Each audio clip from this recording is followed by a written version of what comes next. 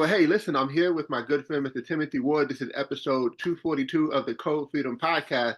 And I'm really, really excited because me and this gentleman, we've known each other for a long time. We've been working together in business, but we've become really, really great friends as well.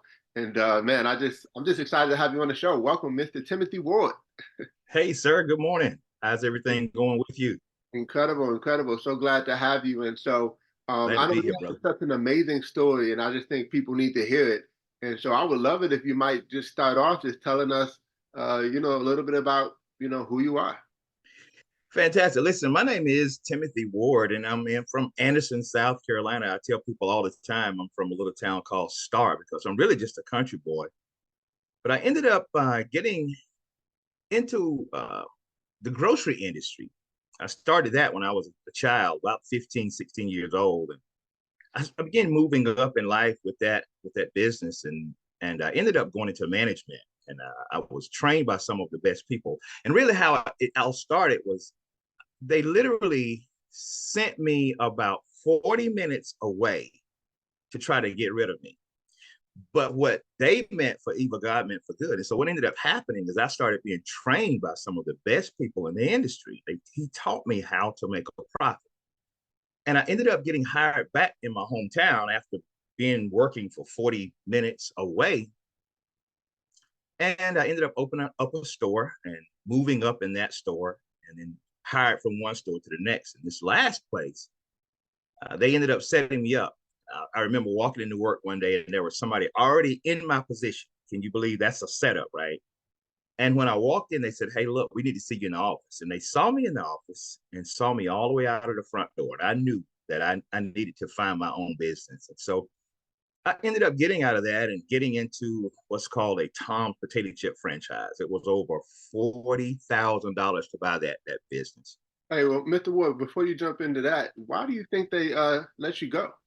I mean, Well, you're a hard worker. well, it wasn't just why I think I ended up suing them.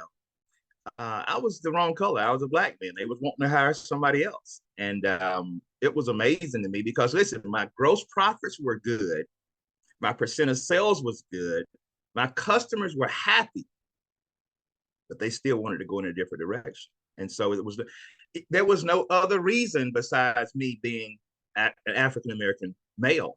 And they literally, I didn't tell you the backdrop on that. They only put me in the position because the person who was there, a white gentleman, the person was there. Um, he fell off of the house and broke himself up, and they had no other alternative but to put me there. And the worst thing about it is my employees knew it before I knew it. They said, "Hey, look, they're about to move you." And I said, "Really?" He said, "Yeah." Then they came in and moved me from one store to the next across town. And so I knew it was a setup because when I went in there, I began to work. I began to clean out the department, turn everything around. Again, my gross profits were good. My percent of sales good. Customers happy. And they walked in one day and they had somebody in my position working. And the worst thing about it, man, the guy who fired me, I wish you could have seen him. His paper was trembling like a leaf in the wind because he knew he was wrong. But he was there with the owner, and the owner was making him do it. In order for him to save his job, he had to fire me.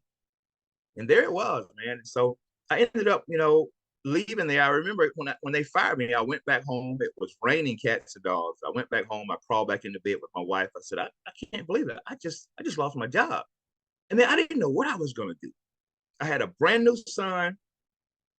I've never did anything else, never worked any type of other way because I started that again, like I told you, as I was a teenager. So I've never did any manufacturing work. I never did any clerical work, none of that. Only thing I've ever did is worked in a grocery industry.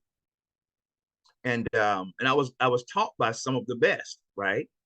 And so I didn't know what I was going to do. And man, it hurt me so bad. I never wanted to work for anybody else again in my life. And so I ended up getting a job with this company called Tom's Potato Chip Franchise. And it wasn't a franchise when I started, but it was Tom's Potato Chips.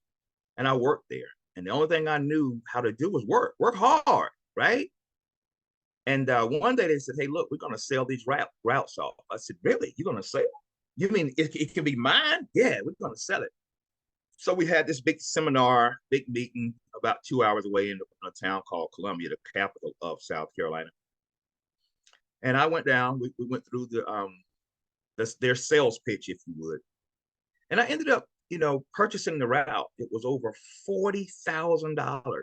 And I made good money, but the deal was, is I worked hard, man. It was hot in the summer, cold in the winter. I always had cash on me. I always looking over my shoulder. I was the CEO, the chairman, the gopher, you name it. I did it all, right? And because I was working it, this is the catch. Because I was working it like a job, I never was able to grow it as a business because I had no leverage. And that's what a lot of people don't understand. They don't understand the power of leverage. But man, I'm here to tell you, that truck wore me out. I'm telling you, I literally took no time for vacation. I took no time to breathe. I had to continue because I couldn't get behind. Because if I ever got behind, I couldn't get caught up. If I got behind, I would end up losing customers because I couldn't catch up. I had no leverage. I did everything. And so, man, it just wore me out year after year. Now, I was making money, but that was all I was doing. No time with the family. I mean, no vacation time. It just went on and on and on. And so finally, it wore me out. I was done. I got out of the business. I didn't know what I was going to do. And I ended up having a friend to share with me an opportunity that I didn't take her serious because I didn't see her as a good business person. She was a good friend, but not a good business person. She introduced to me, an opportunity to work from home, to work from anywhere. And I was like, you're not doing it. That was my thoughts. You're not doing it. So why would I want to listen to you? But she insisted, man, that was the thing. She insisted that I just take a look. And I only looked to get her to be quiet. That's the only reason, Eddie. And so I ended up saying, hey, look, I will look if you just be quiet. And we laughed, took a look at the information, and it blew me away. I'm thinking, are you serious? And I still didn't get started because I'm still thinking in my mind. And finally, they called me back and said, hey, look, we've got a special. And I ended up saying, hey, look, let's just go. Let's do it. We did it. And I took a couple of friends out to lunch or to a dinner. I bought them dinner. And a few friends got started. $300 hit my account. I thought, wow, hey, that's pretty cool. So I remember telling my wife, and my wife was like, oh, I thought they was going to be paying you some money, right? and it was $300. But the deal was, I didn't really do anything to get the money. I shared information about coming to a dinner, and somebody else did a presentation. I got paid. Are you serious? And so from there, I called my best friend and I said, look, man, you remember that deal I told you about? He said, yeah. He said that, I checked them out on the Better Business Bureau. I said, we're going to come to your house Saturday. I'm going to share with you this information. So I went to his house and 2 more people joined me. So that was 3 guests and somebody did a presentation. I didn't know what I was doing. So somebody else did the talking for me. $300 hit my account the second time. And I'm thinking, whoa. And then something powerful happened, something that never happened when I owned the Tom's truck, something called leverage, meaning I didn't have to do all the work. Other people started doing the work. Now, I couldn't ask my friends to join me in a opportunity that cost $40,000 because my friends wouldn't have $40,000, right? But the little money that I had to start, this opportunity, I could ask everybody. And man, people started it was almost like a flood. It was almost like an avalanche. People just started coming. And before I knew anything, $1,442, if I remember correctly. And then from that day to this day, it's been over 20 years. I have never worked a job. I haven't worked a job, gotten paid from a job in over 20 years, working from home. I told somebody the other day, I was working from home before working from home was cool, right? See, today, everybody's trying to figure out how to work from home, but really they don't want to work from home. They want to just stay at home and make money. Well, it doesn't work that way. You got to work. Nevertheless, at the end of the day, man, I started seeing when the leverage came, I started seeing my time. People say I bought back my time. Well, I don't know if I can buy it back, but I brought it back, right? And what that simply means to me is the time was there. Everybody have 24 hours in a day. But I recognized if I was spending those 24 hours, if I was spending 8, 10, 12 hours on somebody's job, spending my time for money, then I was losing because I found out really quick that if it was me against the world, no wonder I was losing. I remember being a broke college student and wanting to be financially free, wanting to really have a life of freedom, but I just didn't know how. I didn't have any mentorship, any coaching, any guidance, didn't even know what kind of business to start. But I found something, a vehicle that had a proven system, had mentors and coaches, had all the resources and everything that I needed to really build a successful business with little overhead, that I could work from home, I could do part-time, and really do it in my own time. And so if you're looking for a vehicle like that and you'd like to give it a shot, hey, reach out to me, let's connect. Go to eddiebales.com, or you can go down in the description below and you can click on that link. I look forward to connecting with you, and hey, we've already helped tons of other people, and we look forward to helping you on your journey to freedom as well. And no wonder people lose if it's me against the world. But when I found out that I could get other people to join me on a team, and it was no longer me against the world, but it was we against the world, right? We had an organization. And so at that time, it was funny because from there, my wife jumped on, she got some pumps and put on her feet for the nice dress on, right? She came out to one of the meetings to make. And so, man, at the end of the day, time rocked on. And as the team began to grow and they began to take ownership, that was a crucial deal because one of the things that the Tom route showed me is how to take ownership. It's no longer a job, okay? And when people joined this business and they started taking ownership, they started building their organizations. They were profiting. That was cool. That was really cool. But then so was I. I was profiting too. And I can remember things growing and almost getting out of hand. And people started joining that I didn't even know. I could pass people in the mall when we were going to the mall, right? I could pass people in the mall and I wouldn't even know the people because it took a life of its own. And people started joining, and then people started calling my name. They started calling me Mr. Ward, and it was amazing because I didn't know the people, but they were calling me Mr. Ward. It was kind of cool, I thought, right? But the thing started growing, and man, I recognized that my time freedom had came. And so we have an older son. They're actually 12 years apart, same mom, same dad, right? But I recognized earlier on, he wanted to play football in middle school. And I was able to go take him, go to the practices, support him at the practices all the way through his senior year with this business. So my time was back. Then we had, the younger son. He was born. And from day one, I was at the hospital because he was a premature baby. He's bigger than I am now, so thank God for that. But nevertheless, I was at home with him all day, every day, right? I was able to be there in the mornings when he got up. And I remember this kid sitting right here on this left leg. And that was when we had dial-up, right? We had dial-up. He would sit on my lap and literally watch me delete my email. I remember one day him going to the computer because I spent so much time with him at home. He was deleting my all emails, right? It was kind of funny. I said, "Oh no, Kelton, you can't do that. You got to hold on."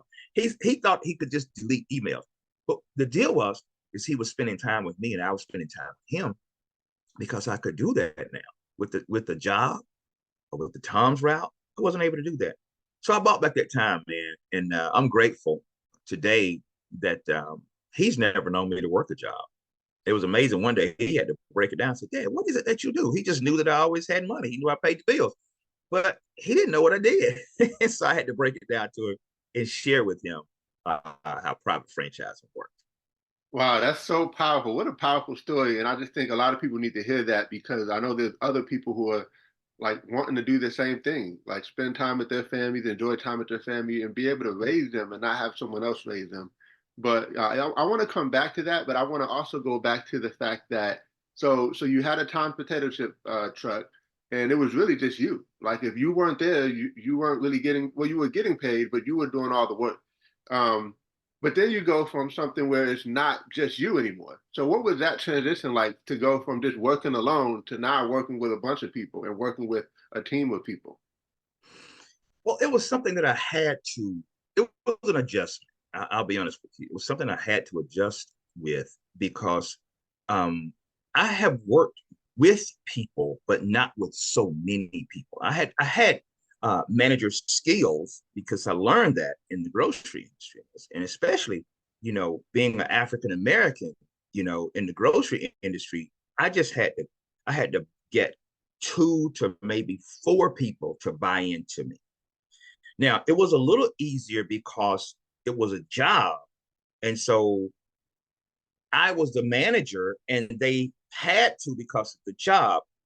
But still, you have to get people to buy into you if you're leading, right? And so I didn't know anything about personal development at the time. I had no clue about reading books. I was just a friendly person, and I was somebody who who could get you to buy into, at least for 8 hours. And so when I got into the business, it wasn't just four people. It was 40. It was 100. It was 140. It was 200. And so I had to learn how to do that. And in order for me to do that, had to work on myself. And that's called personal development. So I began to read books, like Who Moved My Cheese, right? If you have never read that book, you probably want to, because my cheese was moved. And I began to read other books like the 21 Irrefutable Laws of Leadership by John C. Maxwell. And I had a mentor, because when you get into a certain type of business model, you will have mentors, because I became a mentor. I was no longer a boss. It's the two different things. See, a boss is, if you don't do what the boss say do, you can lose your job, right? As a mentor, you don't have to do what they say. They can't fire you. You might fire them. Because you may be paying a mentor. But I wasn't in that. That wasn't what I was doing it for. I was just mentoring people to teach them how to run their business. So I had to learn to work on myself, and I had to listen to other people who had gotten other people to buy into them and how to do that. And so, man, I'm telling you, because you can't. One of the things that you have to know is you can't manipulate people for a long time, because people are smart. People are not ignorant, right? And so you have to learn to be real with people in order to get people to follow you, because you can't herd cats, right? You've got to lead people.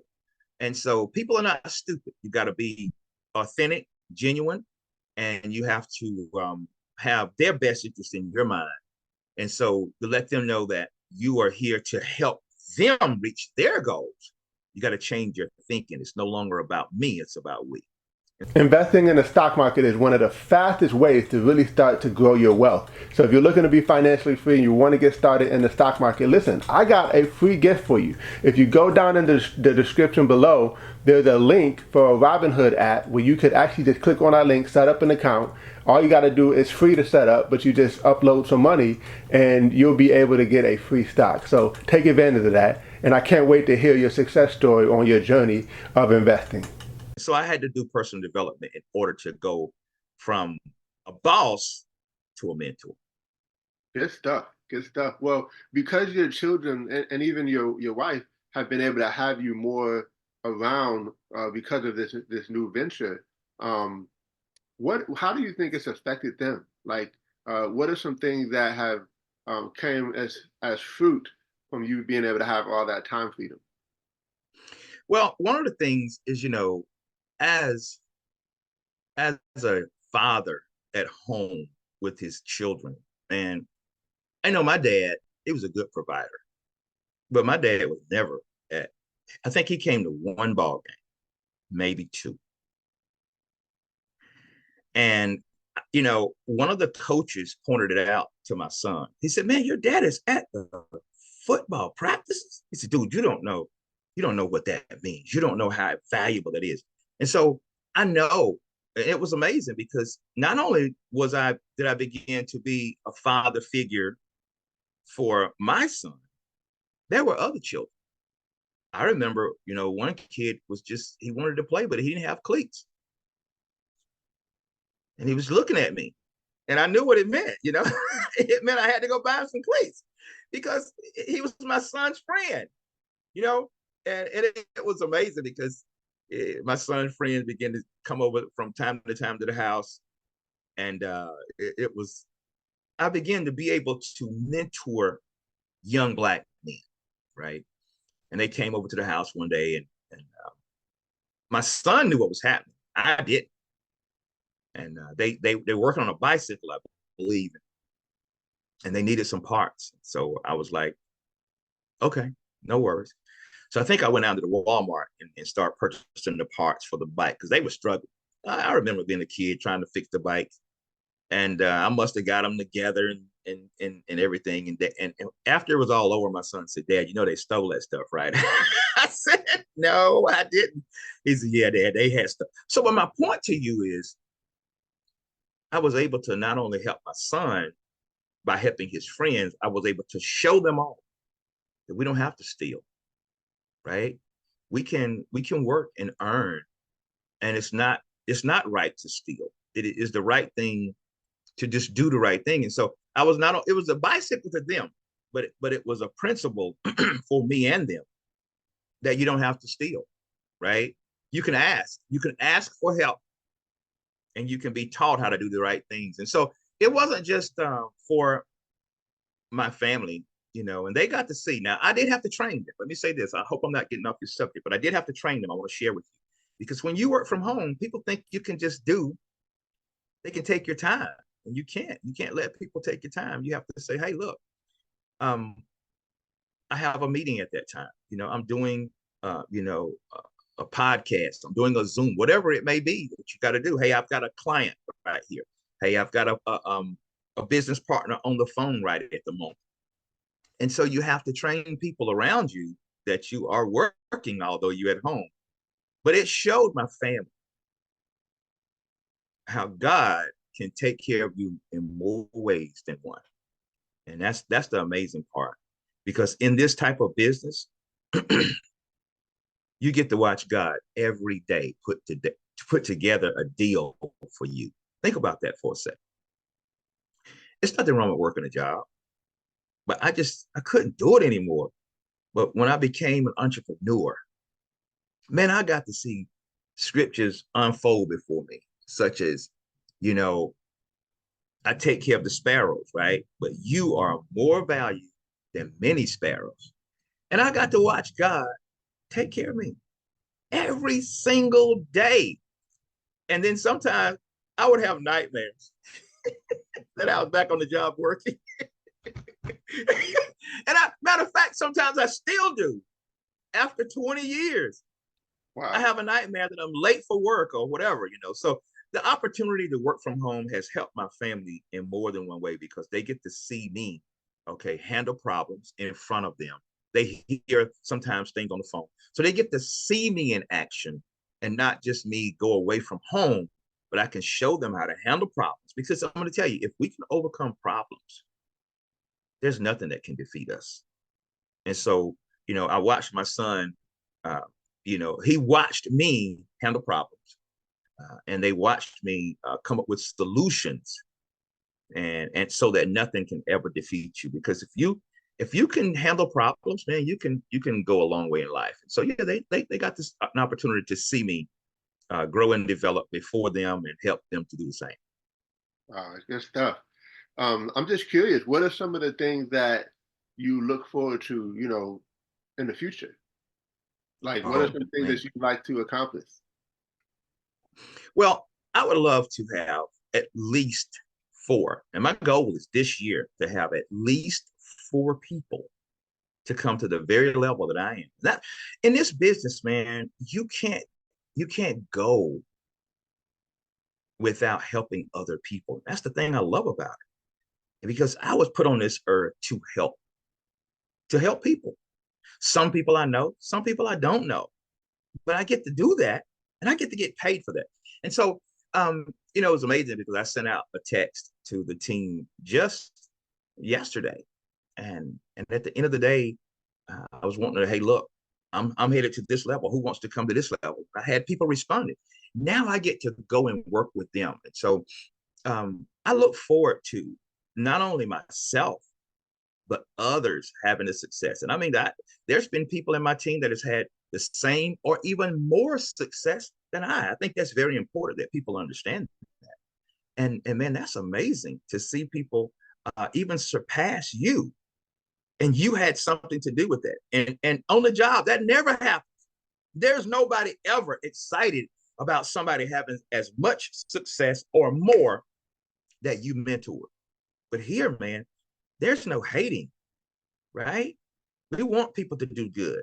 And so I'm looking forward to that. And also, I'm looking forward to in the future, man, being able to stop working and continue to getting paid. That's huge for me. Because honestly, who doesn't want to stop working and keep getting paid?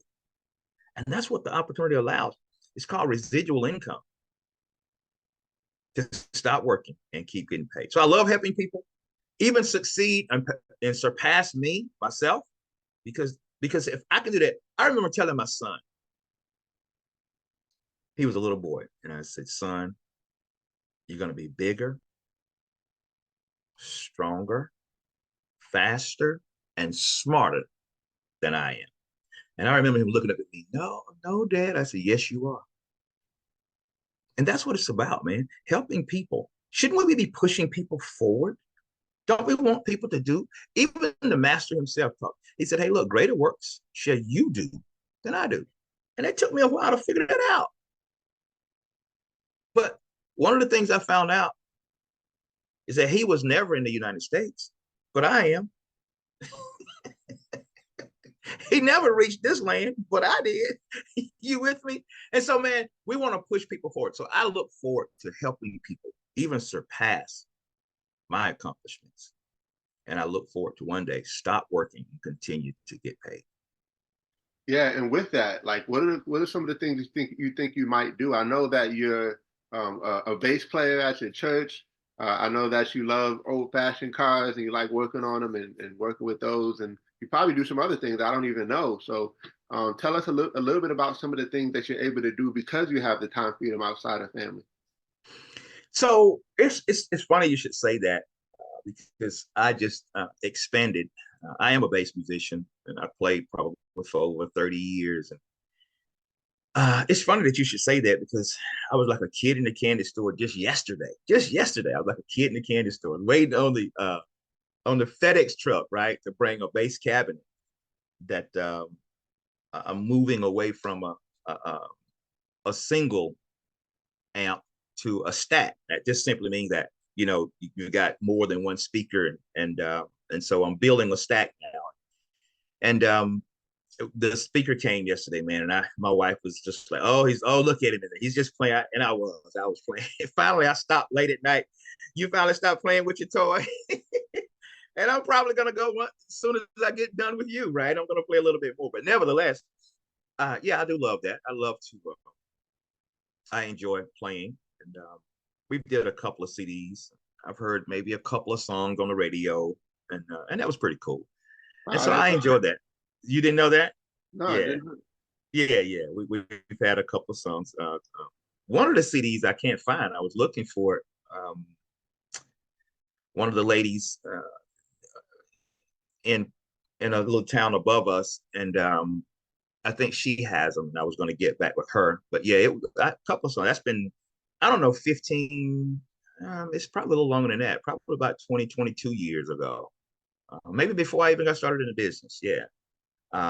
Maybe about 25 years ago, we did one CD, and then we did another one about 15 years ago. Now I think it is, and we've heard several of the songs. I think maybe 3 of them got to the radio. A couple of them's on YouTube, but nevertheless, I do also love old cars. I love Oldsmobile is probably my favorite. I have a 1970 Oldsmobile 442. And everybody thinks it's the engine size. Hey, what you got in there? 442? I'm like, no, that's the name of the car. And they go, oh, it is? I'm like, yeah, that's the name of the car. And then I tell them it has a 455 engine, right? And so it was one of the most, it was the biggest displacement engine at the time. And so a lot of people, like the Chevelles, nothing wrong with that. The Mopars, nothing wrong with that. But the Oldsmobile, the Buick, and the Pontiac, they had the biggest engines, which was a 455. And so I want to get that restored 100, probably not what they call frame off, because I don't want it to be what they call a beauty queen, right? I want to drive my car. And so restore it to the point to where I'm not afraid to drive it. Yeah, And not so just we're working on that. looking We're working on pretty, that right but you now. actually drive it. Yeah, I want to drive it. Yeah, because to me, it's like I've seen them on shows and in person where it was they didn't drive it, and it's beautiful. But what's the use? That's just me now. maybe one day, But me want to drive mine, so I want to restore it to for it to be driving. And the problem is I love driving it so much that I can't stop driving it in order to restore it. But that's my goal. And so maybe one day I can have two of them, maybe a beauty queen and one to drive. Nice. Now, back to the music. Could you see yourself doing anything outside of like playing at the church? Like maybe, I don't know, maybe a band or maybe something even more than that, like playing for people or shows or something like that? Yeah, from time to time, I've actually, I've been asked to do so, and I've did some different things, and so yeah, I can see that. It's something that is a lot of fun. Music is it's a beautiful thing to make music, and I never will forget when I started.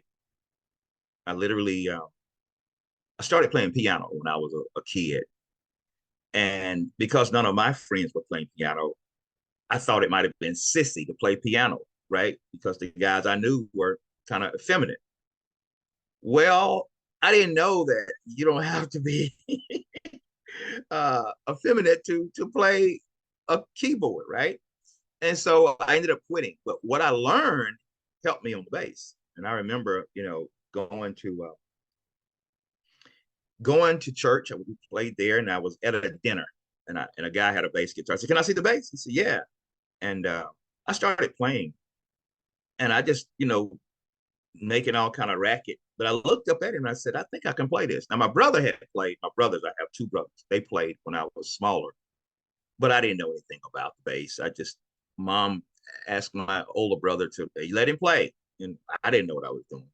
But what I learned on the piano, it helped me on the bass. The timing and the notes, and I knew that there were certain notes, and it helped me. And so my wife's uncle he's a great guitarist, and he showed me the scales. Because I told him, I said, "Listen, I think I want to play bass." And at the time, we had a guitar player at church, but no bass player, and none to really speak of.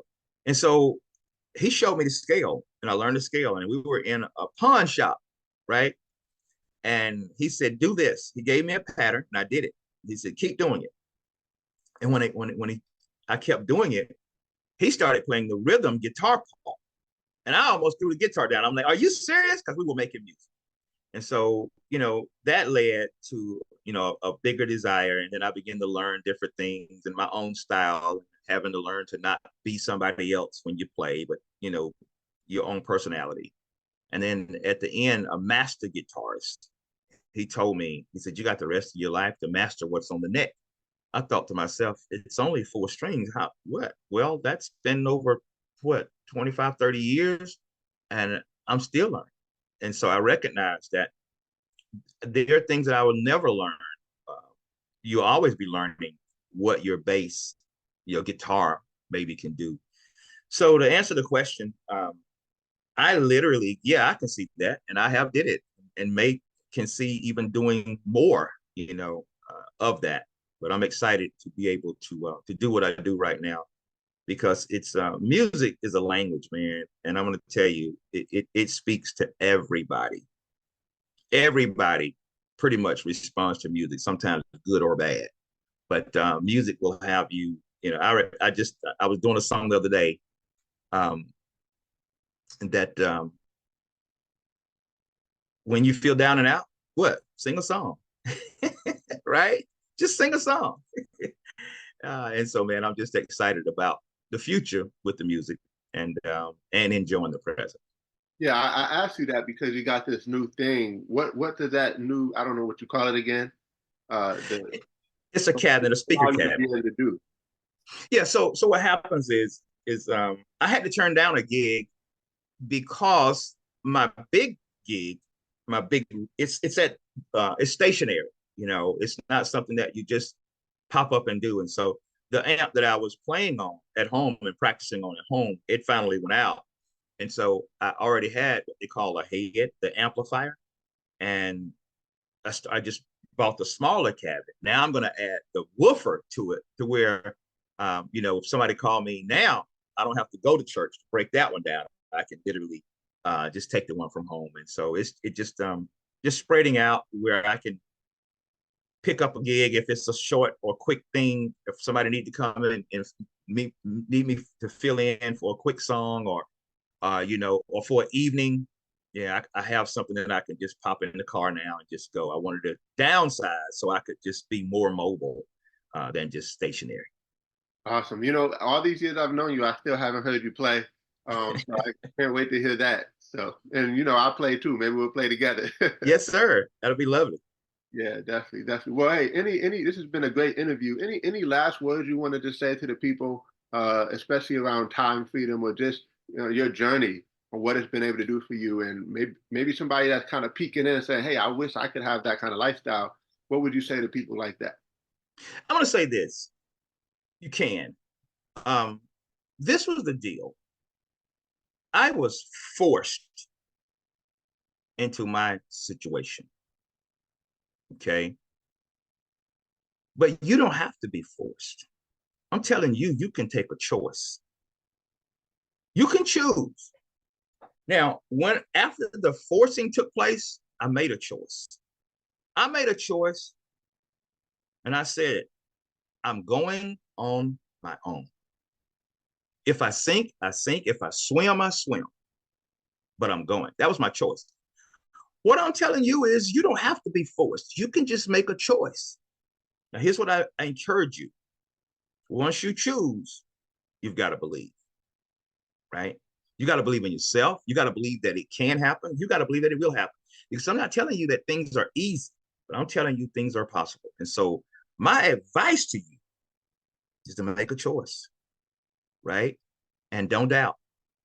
And I'm here to tell you that anything that you set your mind to, if you can believe it, you can achieve it. Go for it. Don't doubt. All right. Always believe. I heard Anthony. It says, believe, because Emmanuel lives, I expect victory every time. And so I encourage you, believe. You can achieve. Good stuff. Good stuff. Well, hey, as we close, how can people reach out to you in case they want to connect with you and partner up with you or anything like that? Sure, man. My name is Timothy Ward, and my email address is timward442. That's the car, right? At gmail.com. Timward442 at gmail.com. You can reach me there. And, I'm glad to help anyone who's willing and ready to make a change. So, with that said, man, I thank you. I enjoyed the day, and I appreciate the opportunity to share my story. And I know that it can bless somebody. May not everybody, but I know it can bless that one somebody. And if it can bless one somebody, it's all been worth it. So, man, I appreciate the opportunity. Well, we thank you, and hey, you blessed me just hearing it over and over and over. So it inspires me and encourages me as well. So thank you for being on, and hey, we'll see you next time. Yes, sir. Blessings.